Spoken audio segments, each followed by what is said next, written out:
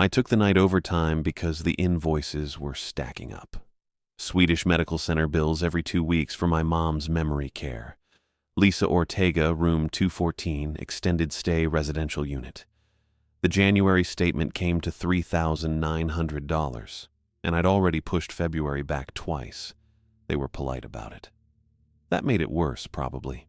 I had rent on top of that. My place in Ballard ran $1,400 a month for a studio with a kitchenette and a shower that only worked hot if you didn't mind waiting. Groceries, the diesel bill on my van, the usual stuff that doesn't wait just because you're underwater. So when Abby Ramirez called me on a Thursday afternoon and asked if I wanted dock shifts at Port Townsend, I said yes before she finished the question. Nights, she said, starting Monday. Refrigeration maintenance on the supply barges, standard units, nothing exotic. You've got the certs, right? Yeah, good. Bring your tools. We pay same day if you log clean. That was it. She didn't ask if I had other work lined up or if the drive was too far. Abby didn't do small talk. I appreciated that. Port Townsend is about 2 hours north of Seattle if you skip the ferry and take the long way around through Tacoma. I drove up Sunday night and slept in the van behind a Safeway, so I'd be on site by 5 a.m. Monday. The parking lot was empty except for a couple of semis and one RV with Washington plates and a bumper sticker that said I'd rather be fishing. I didn't sleep much. I never do before a new job. I kept going over my tool inventory in my head. Manifold gauge, leak detector, refrigerant recovery kit, the digital thermometer I bought used off a guy in Everett. All of it decent enough. Nothing fancy, but I wasn't doing anything fancy. When my phone alarm went off at 4:30, I brushed my teeth with a bottle of water and changed into my work jacket. The rain had started sometime during the night. Light, constant, the kind that soaks through everything if you stand in it long enough. The docks were a 15-minute walk from the Safeway. I got there early and waited by the gate until a guy in a high-vis vest unlocked it and waved me through without saying anything. Washington State Ferries ran a contract operation out of the industrial dock on the south side. It wasn't the main passenger terminal, just freight and cargo, a few big warehouses, and a repair shed that looked like it hadn't been updated since the 90s. There were 3 barges tied up that morning, all of them broad and flat with shipping containers stacked too high. The kind of setup that moves equipment and supplies to the islands or over to the naval base on Indian Island. I found the office trailer near the loading zone. Abby was inside with a clipboard and a thermos of coffee that smelled better than it probably tasted. "Ortega," she said when I knocked. "Morning." She looked me over once, then nodded.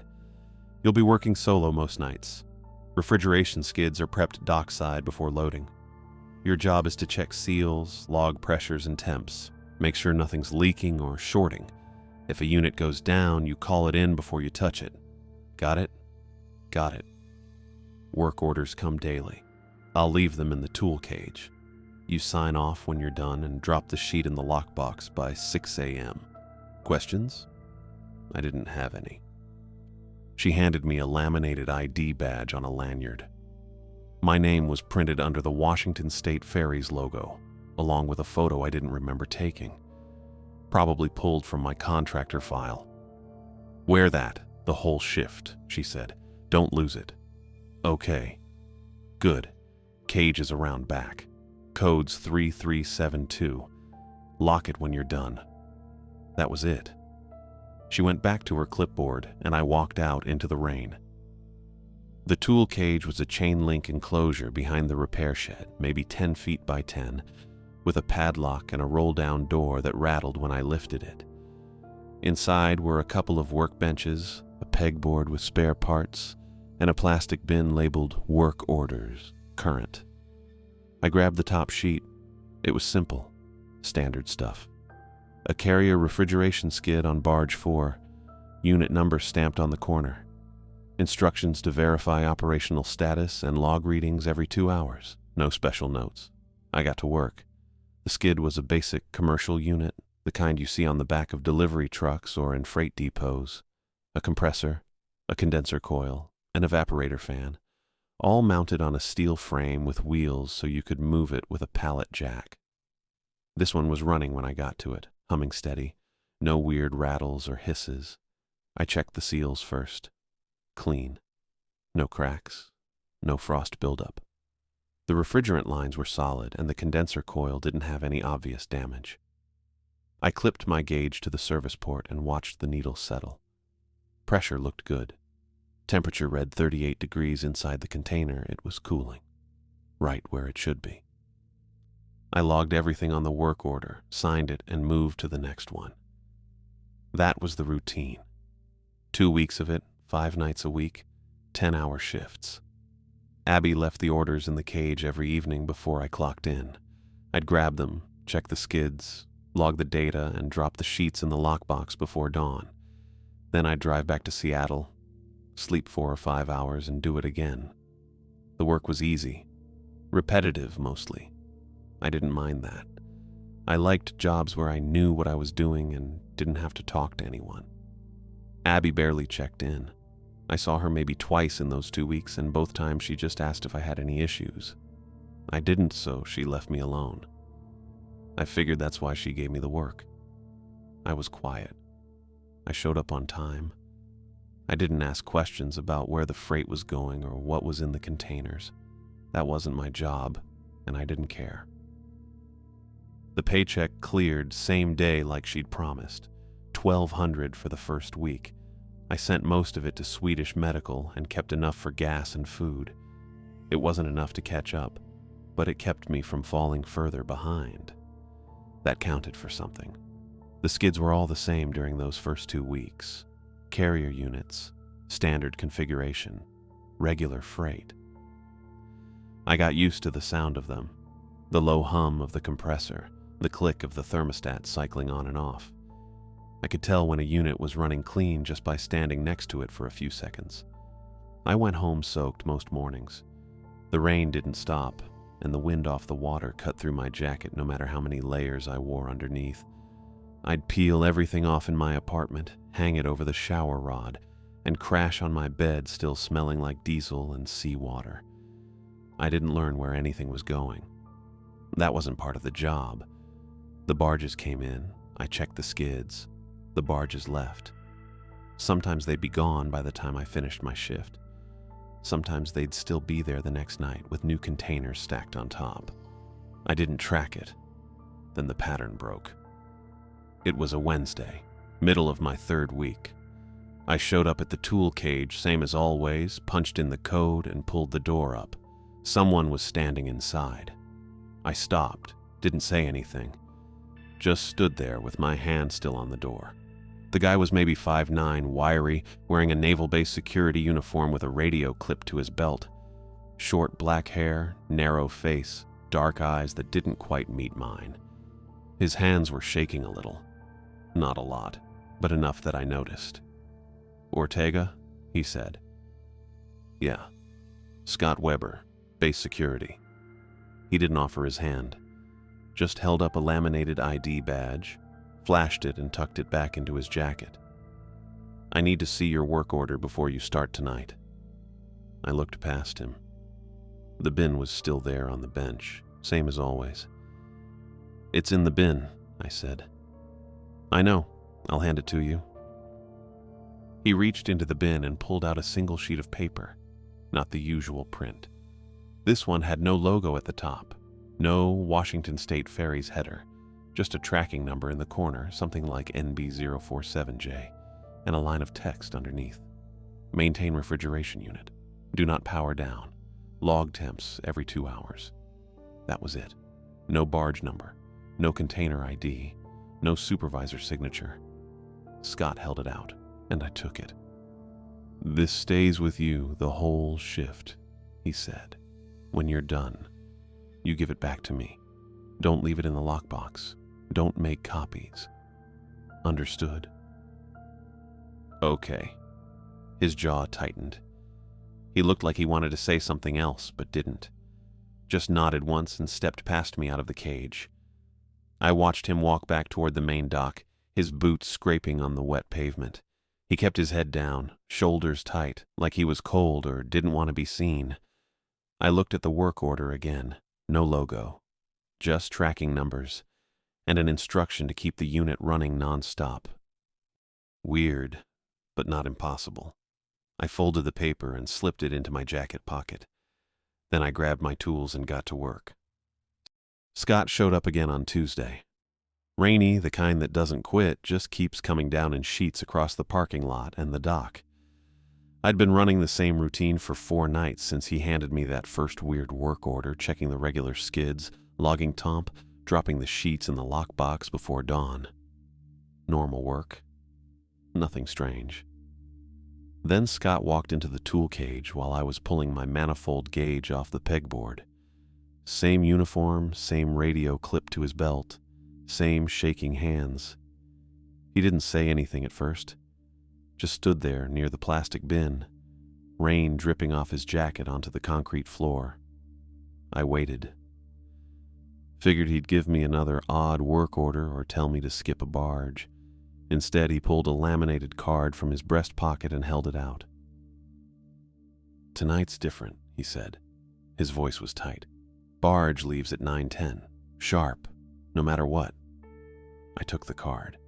It was about the size of a credit card, maybe a little bigger, with 5 lines of text printed in bold black font. No logo, no header, just rules. 1. No phone on deck. Leave it in the cage or your vehicle. 2. Do not approach container vents. 3. Wear earplugs. Entire shift. 4. If deck lights fail, stand still until power restores. 5. Disembark at Bangor Dock immediately. Do not sign any paperwork. I read it twice. Then I looked up at Scott. "This some kind of safety gag?" I said. He didn't smile. Didn't blink. Just stared at me with those dark eyes that kept darting toward the tool cage door, toward the pier gate beyond it. "No," he said. I turned the card over. Nothing on the back, just smooth laminated plastic. "What's on the barge?" I asked. "Refrigeration unit," Scott said. "Same as always. You check it, log temps every 2 hours, make sure it stays cold." "Then why the rules?" His jaw tightened. He looked at his hands, saw them shaking, and shoved them into his jacket pockets. "Just follow them," he said. 9:10 departure. Point Hudson Dock. You'll see the container." That's when I noticed the blue wax smear near his left cuff. Same kind of wax they use on cargo seals. Fresh, still tacky. "Scott," I said, "what's in the container?" He stepped back. His radio crackled, some voice asking about a gate code, and he turned the volume down without answering it. 9:10, he said again. "Don't be late." Then he left. Just walked out into the rain, shoulders hunched, moving fast toward the main dock like something was chasing him. I stood there holding the laminated card. "Read the rules a 3rd time. Earplugs, entire shift. Do not approach container vents. If deck lights fail, stand still." I thought about the $1,400 rent due in 6 days. Thought about Swedish Medical's billing cycle. Thought about the fact that I'd been doing this work for 3 weeks without incident, and Scott Weber was probably just some paranoid security guy who took his job too seriously. I pocketed the card, grabbed my tools, locked the cage behind me. But I didn't laugh it off, not really, because his hands had been shaking that hard. The barge was tied up at Point Hudson Dock, same as the others I'd worked. 30 feet long, flat deck, railings on 3 sides. 1 shipping container chained down in the center, dark green with no company markings. Just a white tag bolted near the door, Unit K-17. A carrier refrigeration skid sat beside it. Standard model, same kind I'd logged a dozen times. Compressor, condenser coils, control panel, bolted to the deck with heavy-duty brackets. Scott was already there. Standing near the gangway, arms crossed, watching me approach. I checked my watch, 9:05. "Good," Scott said. He gestured toward the container. "That's yours. Log every 2 hours. Stay on deck until we dock at Bangor." I walked over to the skid, clipped my gauge to the service port. The compressor was running loud, louder than usual. Not failing loud, just working harder than it should have been for a unit this size. I checked the discharge line, frosted over. 9:10. thick white frost coating the copper from the compressor outlet all the way to the condenser. That wasn't normal. Frost on the suction line, sure, that's expected. But discharge side frost means the system's running cold and hard, way past standard refrigeration temps. Either the thermostat was set wrong or someone wanted whatever was inside that container frozen solid. I glanced at Scott. He was staring at the container vents. 2 small grills, one on each door, about head height. Standard ventilation for refrigerated cargo. He wasn't blinking. "Scott," I said, "this unit's running past spec. You want me to adjust the—" "No," he said. Fast, sharp. "Don't touch the settings. Just log the temps." I looked at the control panel. Digital readout said negative 18 degrees Celsius. That's 0 Fahrenheit. Colder than most freight needed. "What's inside?" I asked. Scott's hand went to his radio. He didn't key it, just rested his palm on it, fingers tight. "Doesn't matter," he said. "You're here for the skid. That's it." I wanted to push. Wanted to ask why his hands were still shaking. Why he kept staring at those vents. Why the rules card was sitting in my jacket pocket like some kind of warning I didn't understand yet. But the barge engine coughed to life. 908. The deckhand, kid I didn't recognize, maybe 20, wearing a yellow slicker, started unhooking the mooring lines. Scott stepped closer to me, close enough that I could see the rain on his face, the tight set of his jaw. "Follow the rules," he said quietly. "All of them." Then he moved to the railing and stayed there, eyes locked on the container. The barge pulled away from the dock at exactly 9:10. The first hour was fine, boring even.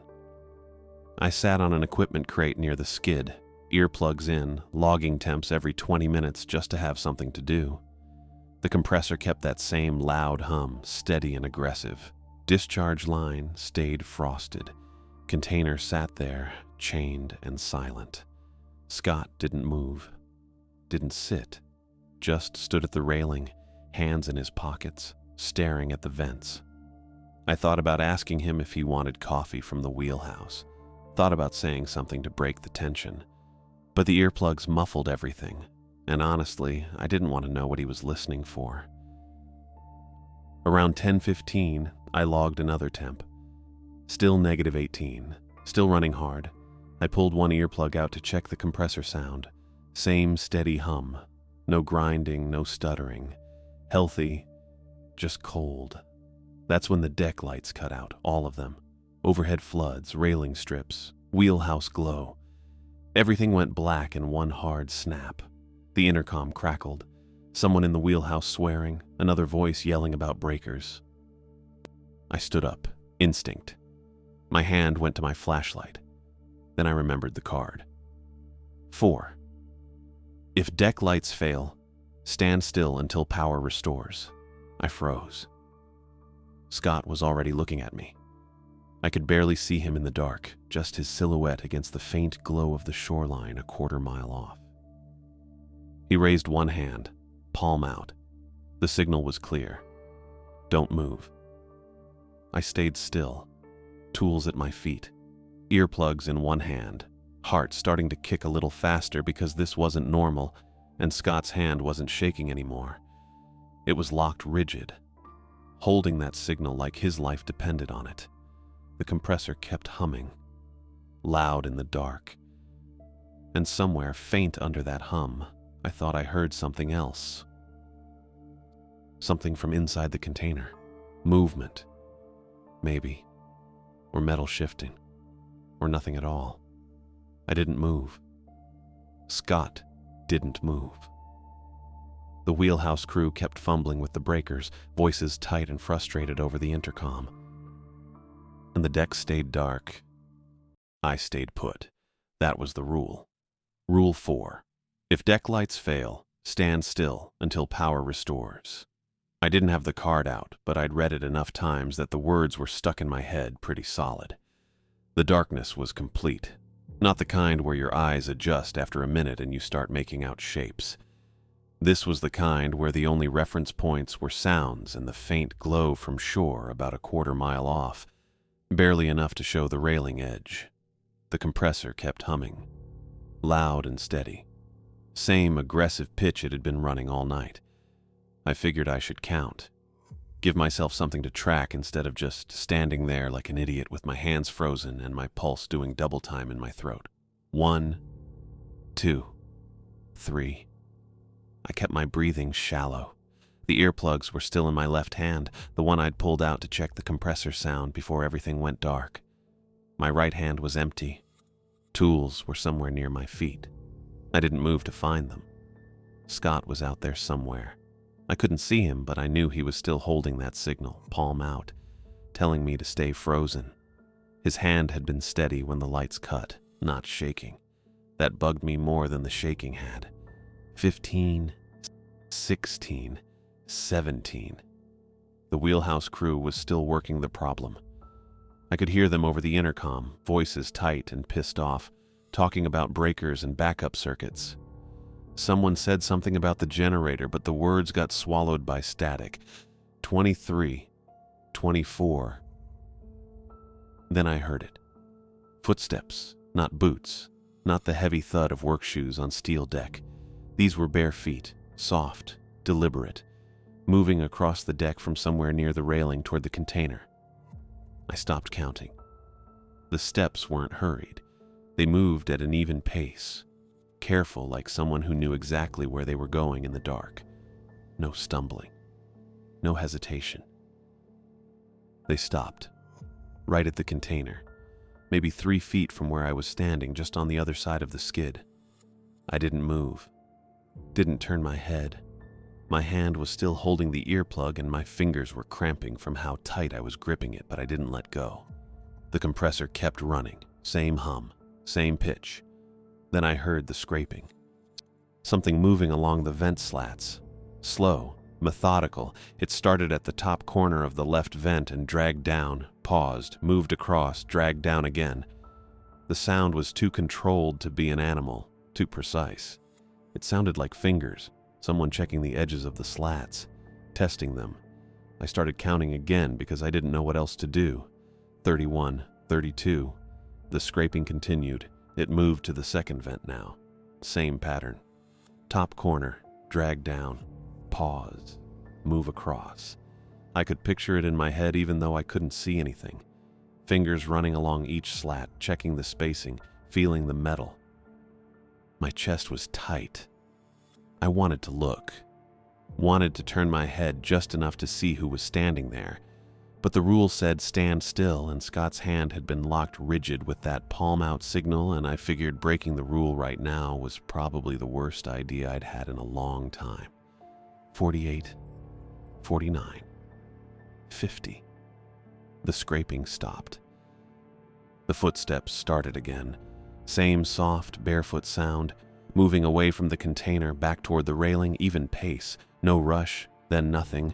Just the compressor and the wheelhouse crew swearing over the intercom and my own pulse hammering in my ears. 60. The light snapped back on. All of them at once. Overhead floods, railing strips, wheelhouse glow. The deck lit up bright and hard and I blinked against it, my eyes watering from the sudden shift. Nobody was near the container. I looked, scanned the whole deck. Scott was still at the railing where he'd been before, hands in his pockets now, staring at the container. The deckhand in the yellow slicker was up near the wheelhouse, coiling a rope. Nobody else. No bare feet. No person who could have been standing at the vents 30 seconds ago. I exhaled, felt the air leave my lungs in a long, slow push. Then I looked at the vents. Frost was clinging to the rims. Thick white buildup around the edges of the slats, same kind of frost that had been coating the discharge line all night. But that didn't make sense. The vents were exhaust points. Warm air should have been pushing out through them, melting any frost that tried to form. I'd worked enough refrigeration systems to know how airflow worked. Exhaust vents didn't frost over, not unless the system was running backward or the airflow was blocked. I stepped closer. The frost was fresh. Still white and crystalline. not the dull gray it turned when it started to melt and refreeze. And it was only around the rims. The slats themselves were clear. That bugged me. I was still staring at the frost when the skid alarm chirped. One short beep, high-pitched, the kind that meant the system was registering a fault. I turned to the control panel. The digital readout was climbing. -17, -16, -15. The temperature was rising even though the compressor was still running full throttle. Same aggressive hum it had been maintaining all night. "Shit," I said. Quiet. Just under my breath. Scott's head turned toward me. He didn't move from the railing, but his eyes locked on. I crouched next to the skid and opened the service panel. My hands were steadier than I expected. Muscle memory, probably. I'd done this enough times that my brain just switched into diagnostic mode without asking permission. The compressor was fine. Running hard. No grinding, no stuttering. The condenser coils looked good. Frost still thick on the discharge line. But the temperature was still climbing. -14 now. I followed the coolant line with my eyes, tracing it from the compressor outlet through the condenser and back to the evaporator intake. There. The hose was pinched flat, right at the bend where it curved behind the mounting bracket. The rubber was compressed completely, no gap, cutting off flow. I leaned in closer, pulled my flashlight from my belt, and aimed it at the pinch point. No tool marks, no scratches on the hose, no dents in the bracket. The pinch looked deliberate, like someone had reached in and squeezed the hose with their bare hands until it collapsed. But that didn't make sense either. The hose was reinforced. It took serious pressure to flatten it. I'd need a clamp or a wrench to do it, and even then I'd probably leave marks. I sat back on my heels. The alarm chirped again. -12. I didn't have a choice. The temperature was climbing and the system was going to overheat if I didn't fix the flow. The rules didn't say anything about repairs, just log temps. But if the skid failed completely, Scott was going to have bigger problems than me breaking protocol. I pulled my tool bag closer and found the needle nose pliers. Then I repositioned myself, kneeling beside the skid, right next to the vents. The container was maybe 2 feet from my left shoulder. I could see the vent slats in my peripheral vision, but I kept my eyes down. Focused on the hose, on the bracket, on the work. I slid the pliers into the gap behind the mounting bracket and carefully pried the hose free. It didn't want to move at first. The rubber had compressed so tight it had formed a seal against itself. I worked it slowly, wiggling the pliers, pulling the hose forward inch by inch until it popped free. The hose expanded. Not all the way. It had been pinched long enough that the rubber had started to take the shape. But it was open enough for flow now. I fed it back into the channel, keeping my hands steady, routing it away from the bracket edge so it wouldn't pinch again. The compressor hum stayed constant. My knees were pressing into the cold deck, and my fingers were starting to go numb, but I kept working. That's when I felt the breath. Warm air pushing out through the vent slats. Not hot, just warm. Body temperature, maybe. It brushed against my left shoulder and the side of my neck, steady and deliberate. I froze. The smell hit me next. Clean, sterile. It reminded me of the hallway outside Lisa's room at Swedish Medical, that specific combination of hospital laundry and industrial disinfectant they used on the floors. Sharp, but not chemical. Just clean. I tightened the first clamp, kept my eyes down, kept my hands moving. Then I heard the singing. Quiet.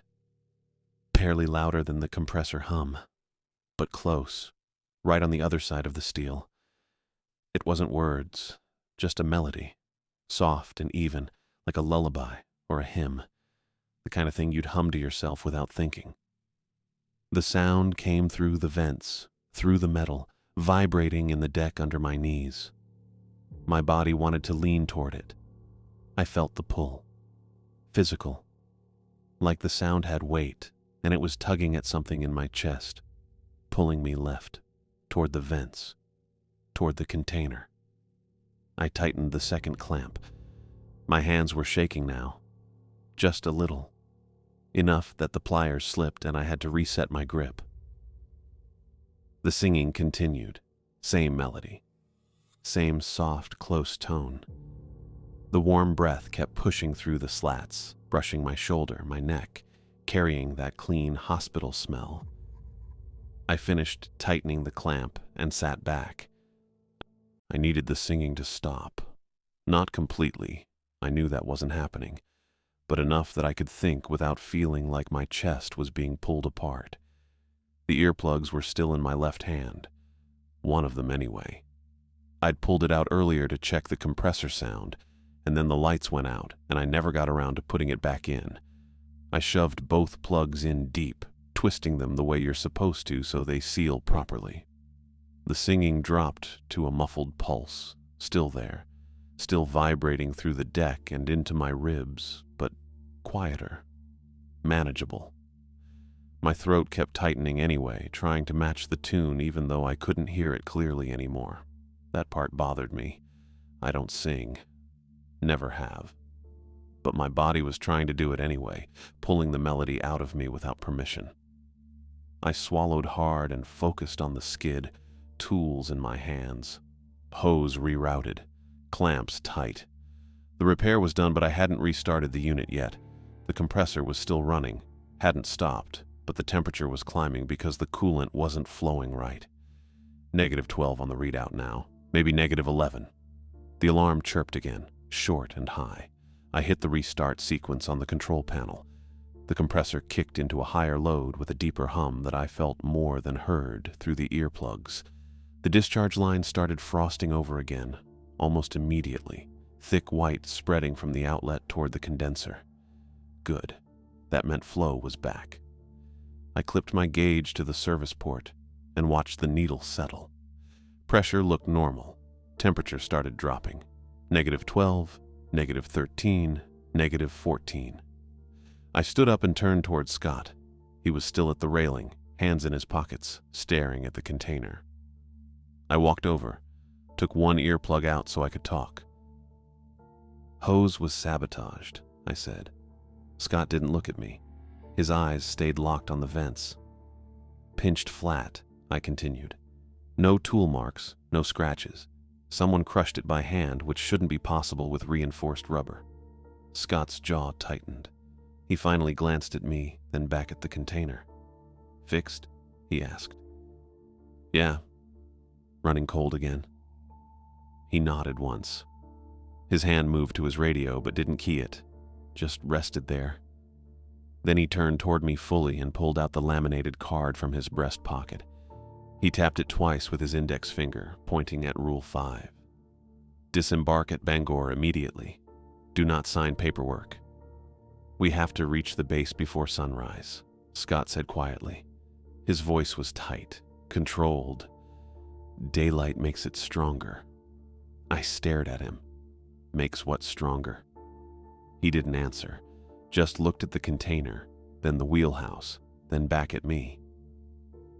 "Both," he said. "Wheelhouse and container. Part of the same problem." That didn't make sense. The wheelhouse crew had been working the whole time, trying to fix the breakers when the lights went out. But Scott's hands weren't shaking anymore. They'd been steady since the darkness. And his eyes had that look people get when they're not telling you everything because they can't, not because they won't. "How long until sunrise?" I asked. Scott checked his watch. 3 hours. Maybe less. I put the earplug back in and walked back to the skid. Scott stayed at the railing. The barge cut across dark water. I could see the shoreline maybe half a mile out, scattered lights from houses or docks, but mostly just black. The compressor hummed at full load. I kept my phone in the van back at Point Hudson, locked in the glove box. Rule 1, no phone on deck. I'd followed that part without question because it was easy and concrete and didn't require me to think about singing or frost on vents or sabotaged hoses. I sat on the equipment crate again and logged the temperature. -17, holding steady. The skid was doing its job. I was doing mine. That was supposed to be enough. The deckhand in the yellow slicker walked past at some point, carrying a coil of rope toward the stern. Didn't look at me. Didn't look at Scott. Just kept moving. I checked my watch. 10:50. We'd been on the water for an hour and 40 minutes. The route to Bangor usually took 2.5 hours, maybe 3 depending on current. That left us another hour, give or take. I could handle an hour. The barge slowed. Not a lot. Just enough that the engine sound changed pitch and the wake flattened out behind us. I looked toward the wheelhouse but couldn't see anyone through the windows from this angle. Scott turned his head slightly, listening. His shoulders were tense again. The water looked wrong, flat, heavy. The ripples from the hull weren't spreading out the way they should. They were staying close, like the current had thickened into something that didn't want to move. I'd worked on fishing boats for a summer when I was 22, up near Anacortes, and I'd seen calm water before. Glassy water. This wasn't that. This was something else. I stood up and walked to the railing, looked over the side. The water was black, but not reflecting anything. No stars, no deck lights. Just black and smooth and wrong. Behind me, metal clinked. I turned around. The container was still chained to the deck. 4 heavy-duty chains, one at each corner, running from the container base to anchor points welded into the deck plating. The binders were still locked. I could see them from here. Thick steel mechanisms clamped tight. But the chains were loosening, link by link, slowly, not all at once. The chain at the front left corner shifted first, one link sliding free from the next with a soft metallic scrape. Then the front right, then the back left. The binders stayed locked. The chains just kept loosening anyway. Unit K-17 shifted. Just a little. A settling movement, like it was redistributing weight. The vibration came up through the deck and into my boots, small but definite. I didn't move, couldn't. My hands were locked on the railing and my chest was tight and the earplugs weren't doing enough anymore. The singing was still there, muffled but present, and now the container was moving and the chains were coming loose without anyone touching them. Scott's radio crackled, loud, clear. A woman's voice came through. "Dalton, this is Abby. Need you back at the cage for an urgent inspection. Engine issue on the return barge. You need to disembark at the next stop and ride back with the pilot boat." I looked at Scott. He was staring at the radio clipped to his belt, hand hovering over it but not touching. The voice continued. "Acknowledge, Dalton. This is priority." It sounded like Abby. Same pitch, same cadence, same no-nonsense tone she used when she wanted something done fast. But the phrasing was wrong. Abby didn't say acknowledge. She said copy or got it or just Dalton with that edge that meant move. And she'd never called me by my first name over the radio. Ever. Scott looked at me. His face was pale. He mouthed one word. "Don't." The radio crackled again. "Dalton, respond." Scott looked at the radio clipped to his belt. The fake Abby kept demanding I respond, saying it was priority, saying the engine needed inspection. He shook his head once, hard. Then he reached down and twisted the volume knob all the way counterclockwise until it clicked off. The transmission cut mid-word. Scott's hand stayed on the radio for a second, then dropped. He looked at me and said, "It wants us to turn around." I nodded. That made sense. The wrong phrasing, the urgency, the timing right after the chains started loosening. Something in that container was trying to get us back to shore, back to Point Hudson maybe. Somewhere it had better odds. Scott's shoulders dropped half an inch. Not relaxed, just less locked. I figured that was it. Radio off, threat handled, keep going to Bangor. That's when I made the mistake. I pulled out my left earplug. Just one. I told myself I needed to hear the engine better, check if the barge was still slowing. That was the excuse I used. Really, I just wanted to confirm the singing had stopped or changed after Scott killed the radio. Stupid reasoning, the kind that gets you hurt. The singing slammed into me at full strength, not muffled anymore, not distant. Right there, clear and close, pushing through the vents 2 feet from where I stood. The melody wrapped around my ribs and squeezed. My throat opened and I almost hummed along before I caught it. Then the image hit. Lisa, sitting upright in her room at Swedish Medical, not slumped in the chair by the window, not staring at the wall with that blank, distant look. Fully alert, eyes clear. She turned her head and smiled at me, the real smile from before the diagnosis, and said my name. Dalton. Just that. But she knew me. The overdue bills were gone. The $3,900 every 2 weeks, the $1,400 rent, the van repairs I'd been putting off since August. All handled, all paid. Nothing left to fix, nothing left to carry. I could just sit with her. That was the image.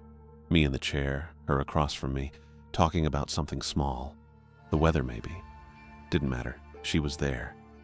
Actually there. My left foot moved. 1 step toward the container. Toward the vents. I didn't decide to do it. My body just went. The deck was wet under my boot. I registered that. The compressor hum stayed steady.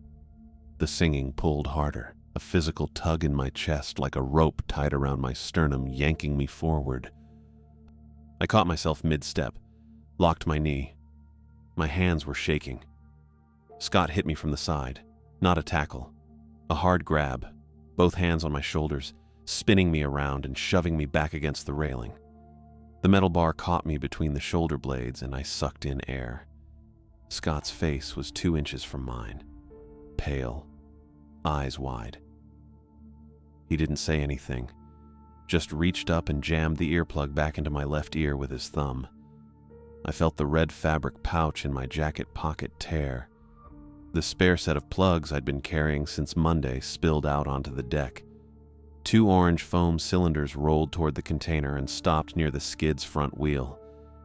Scott kept his hand on my shoulder, pressing, hard enough that it hurt a little.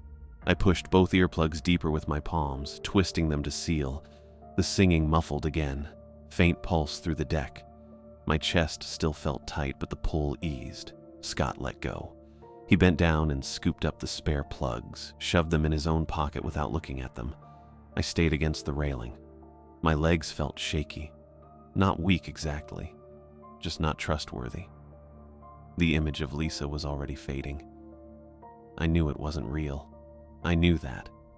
But part of me wanted to pull the plug again just to see if it came back. I didn't. I focused on breathing. In through the nose, out through the mouth, 4 counts each. That helped. Scott stepped back but stayed close, watching me. I nodded to tell him I was good. Wasn't sure if that was true, but I nodded anyway. The singing kept going. I could feel it through the earplugs, through the deck, through the railing, pressing into my back. Steady. Patient. Then I heard something else. Underneath the singing, quieter, sharper. Taps. Steady taps. Metal on metal, maybe.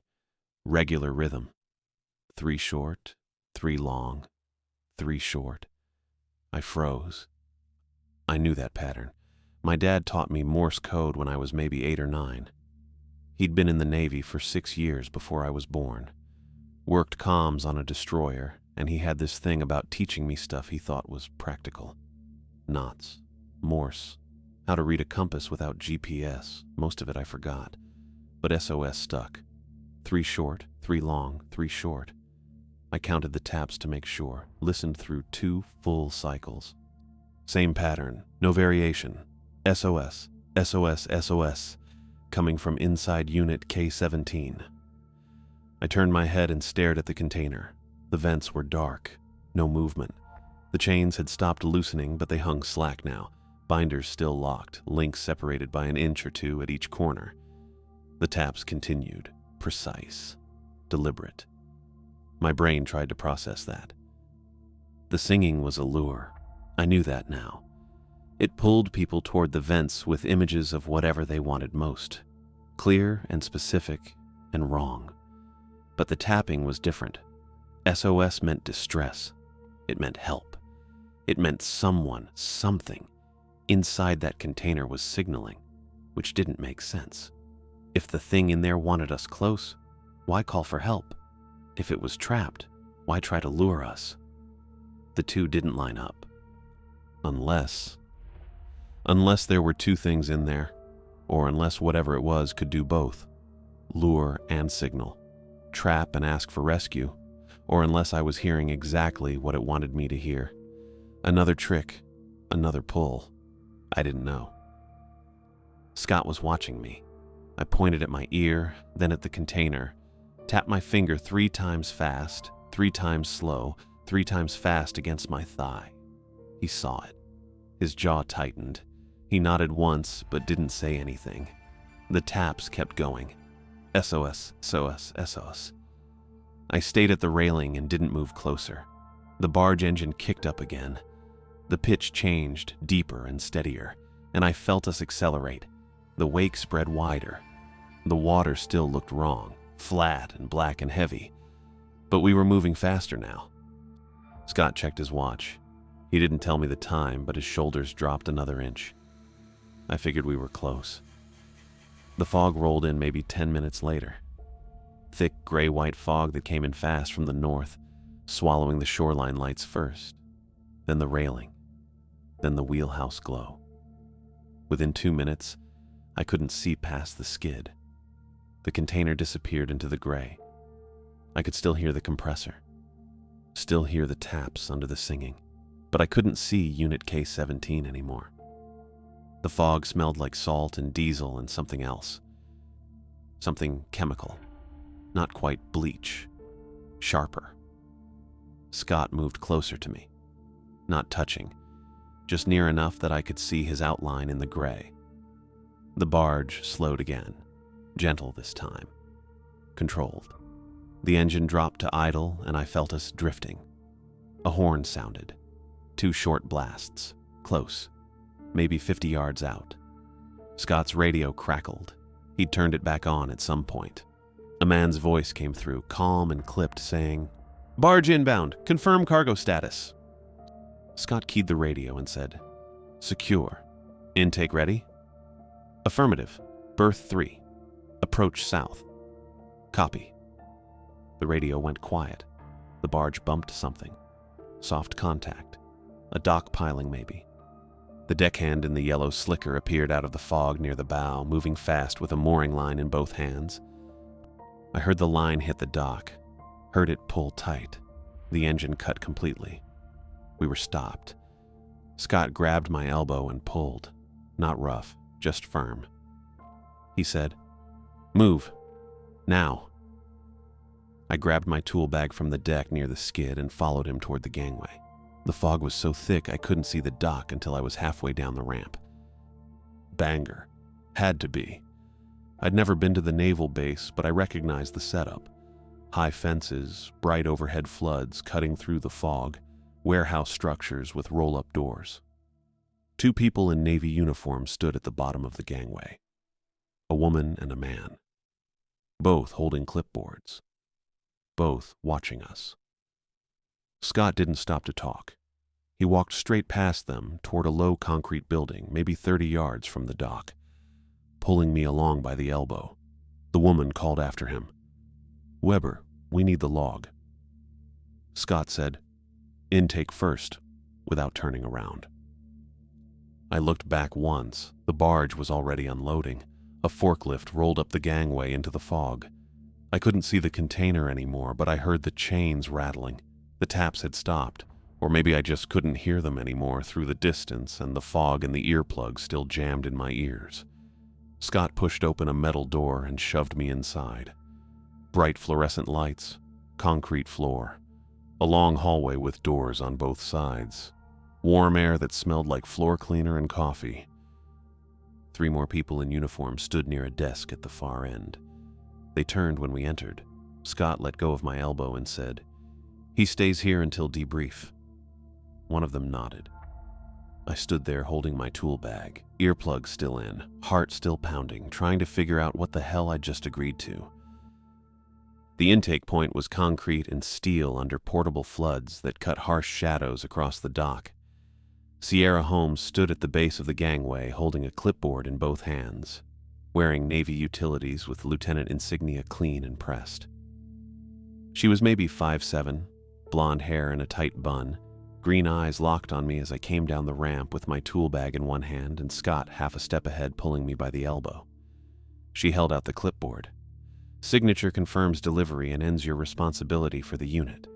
A pen was clipped to the top. Blue ink. Standard Navy form underneath with lines for name, time, equipment ID. I looked at the pen. Looked at her. Rule 5 was still in my jacket pocket, laminated and clear. Disembark at Bangor immediately. Do not sign paperwork. I'm good, I said. She didn't move the clipboard. It's standard procedure. I'm good, I said again. Scott's hand tightened on my elbow and he pulled me past her without stopping. She didn't follow, didn't argue. Just lowered the clipboard and turned back toward the barge where the forklift was already rolling up the gangway into the fog. I glanced back once and saw Scott rubbing his left wrist with his right hand, fingers working in small circles like something was itching or burning under the cuff. His shoulders were tight again and his jaw was locked. "You okay?" I said. He didn't answer, just kept rubbing. I caught a flash of color at his wrist when the cuff rode up.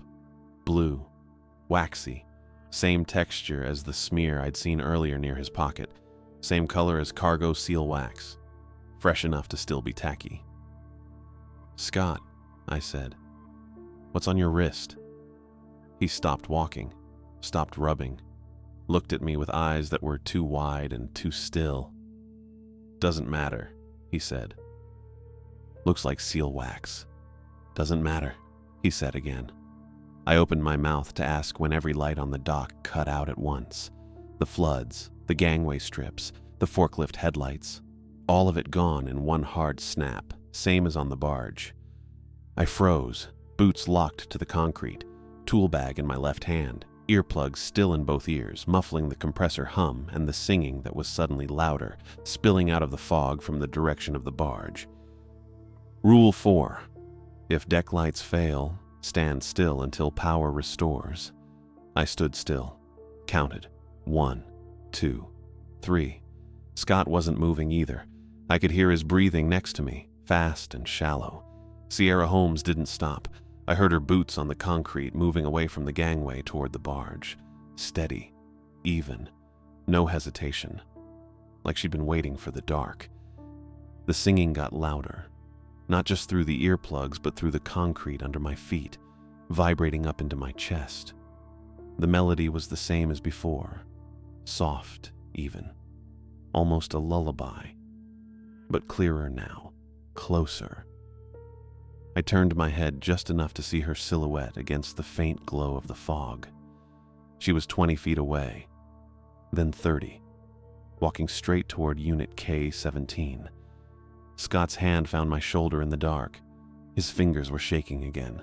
"She can't," he whispered. "She can't open it."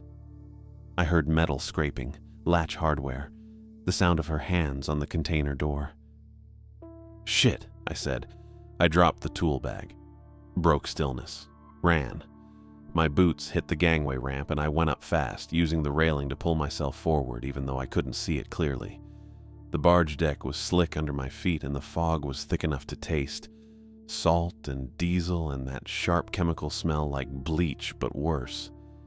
Sierra was at the container, both hands on the latch.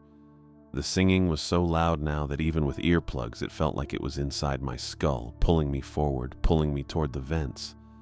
I tackled her from the side, wrapped both arms around her waist and took her down hard onto the deck. She didn't yell, didn't make a sound, just fought to get back up, elbows and knees driving into my ribs. I pinned her arms, held her down, turned my head toward where I thought the skid was and shouted into the fog. "Crank the unit! Maximum! Now!" I didn't know if anyone was there. Didn't know if they'd listen, but I heard boots running. 2 sets, coming from the direction of the wheelhouse. "What?" A man's voice. Deep, confused. "Push the skid to max output," I shouted again. "Cold as it goes." "Who the hell are you?" "Do it." A woman's voice cut in, sharper. "He's the tech. Do what he says." The boots moved toward the skid. I heard the service panel open. Heard the control dial click as someone cranked it hard to the right. The compressor roared. Not the steady hum from before, but a full throttle scream that vibrated through the entire deck. The discharge line would be frosting over fast now, condenser working overtime, evaporator pulling heat out of the container interior and dumping it into the air. The fog started thinning. Not all at once, but in patches like someone was pulling curtains back. The singing stuttered, dropped in volume, kept going but weaker. Sierra went limp under me. Her arms stopped fighting and her head dropped to the side. I held on for another 10 seconds, 15, until I was sure she wasn't getting back up. Auxiliary power kicked in with a low hum and the dock lights flickered back on. Not all of them, just enough to see by. The flood stayed dark, but the railing strips came up and the forklift headlights snapped back to life. I looked down at Sierra. Her eyes were open but unfocused, staring past me at nothing. Breathing steady, pulse visible in her neck. Behind me, someone collapsed. I turned and saw Scott on his knees near the gangway, hands flat on the deck, head down. His radio was still clipped to his belt, but the light was off. The tapping had stopped. I realized I hadn't heard it since before the lights cut. No SOS, no rhythm, just silence under the compressor roar. 2 people in Navy medical uniforms came up the gangway at a jog. A woman, maybe 5'8", broad shoulders, dark hair and a bun, and a younger guy with sandy blonde hair and a trauma bag. They didn't ask questions, just went straight to Sierra and pulled her arms behind her back, securing them with soft restraints that looked medical but worked like cuffs. The woman looked at me. "You the contractor?" "Yeah." "Step back." I stepped back. "Let them work." The guy checked Sierra's pupils with a pen light. Responsive but disoriented. "Secure her," the woman said.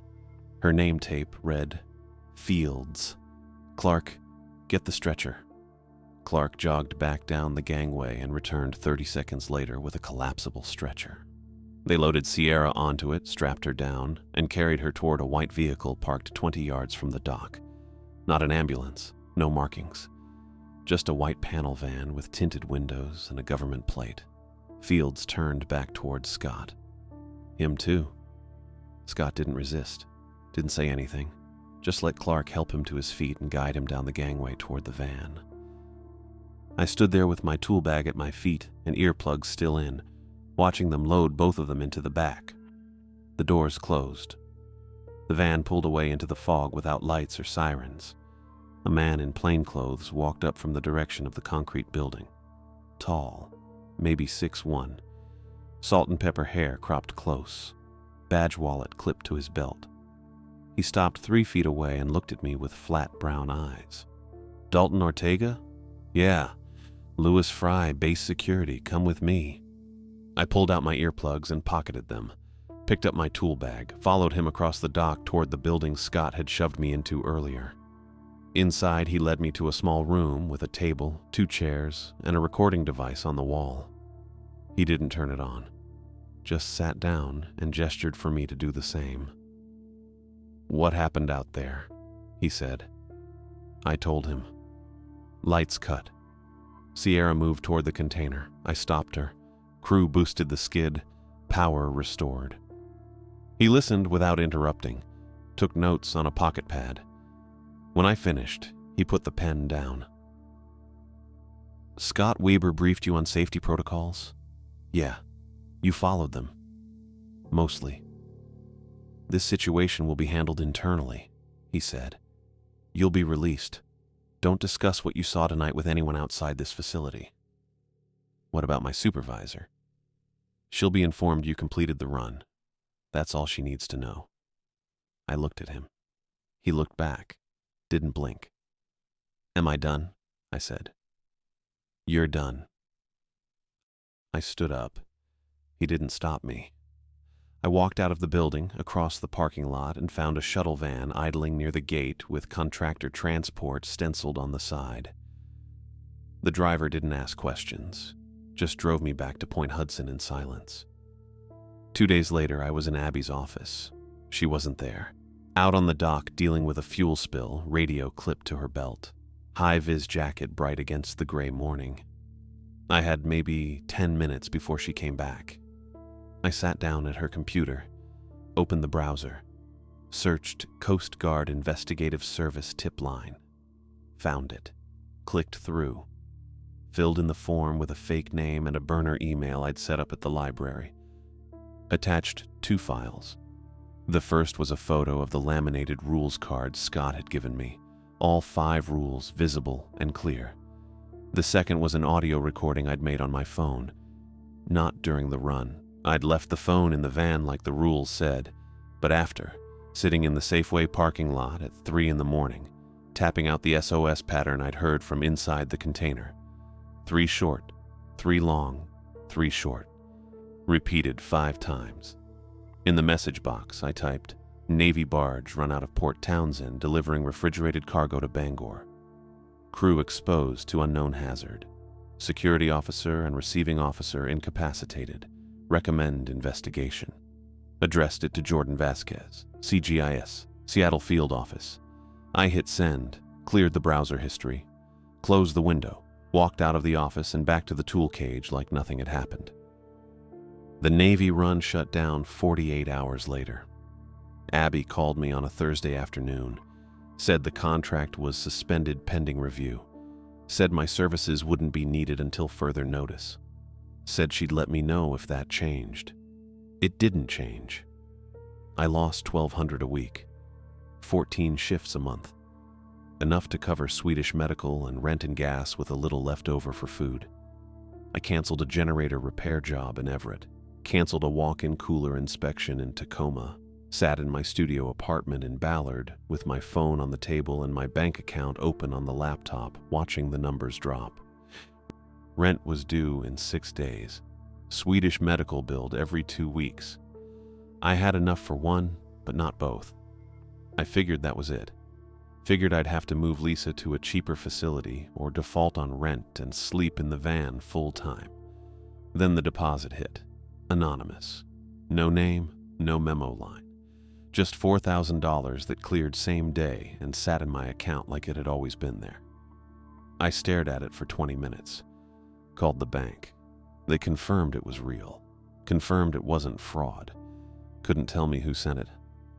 I paid Swedish medical, paid rent, bought groceries for the first time in 2 weeks. I kept working. Picked up a repair contract in Bremerton, another one in Olympia, stayed away from the docks, stayed away from Port Townsend, stayed away from the water at night. Unit K-17 stayed at Bangor. I didn't ask what happened to it. Didn't ask what happened to Scott or Sierra or the deckhand in the yellow slicker. I kept paying forward, kept my head down, kept my phone off when I slept, and I didn't go near the ferry routes after dark. Not once, not ever again.